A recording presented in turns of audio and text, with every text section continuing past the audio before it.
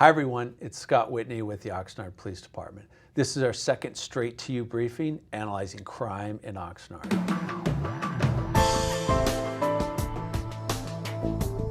Much of our crime reduction successes over the past 5 years have been as a result of a simple yet critically important idea.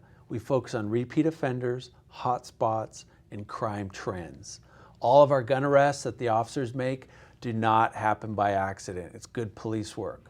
Unfortunately, these efforts are facing headwinds. Starting in 2011, the criminal justice system in California has seen significant changes. This includes AB 109 in 2011, Proposition 47 in 2014, and Proposition 57 in 2016.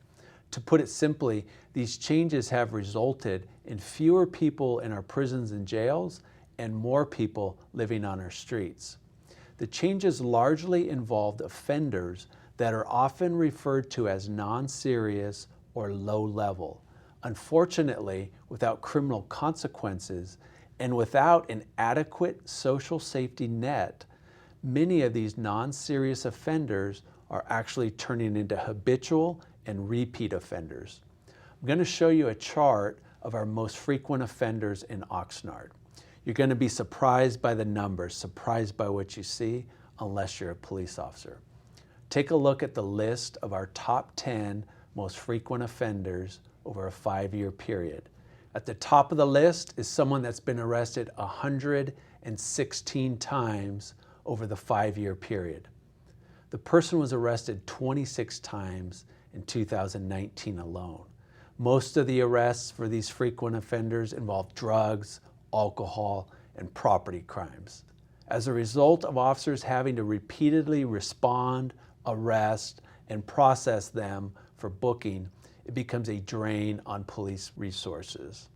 Our preference is to focus on violent crime and serious crime, but we're getting distracted using too much of our resources on these frequent offenders.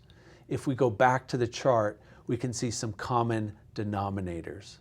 Although it's not indicated here, all 10 of these chronic offenders are males, with the average age being 38 years old.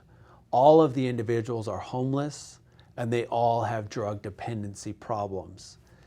If we look at number 4 on the list, he would likely have had more arrests, but he tragically died from a drug overdose in a trash enclosure at the beginning of 2019. If we listed the top 20 offenders, there would be 2 more individuals that died from drug overdoses. One factor that isn't included in the chart, but is strongly correlated with these 10 individuals, is mental illness. Most of them suffer from a mental illness. We have 83 individuals in Oxnard that were arrested at least 10 times in 2019.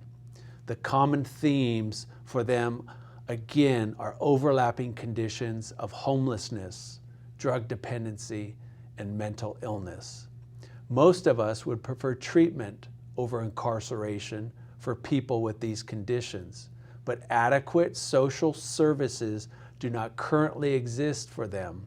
Without treatment and without time in custody, we should expect this problem to get worse. Our ability to continue to reduce crime is eroding and will become more challenging. Unfortunately, that's all the time we have for this episode.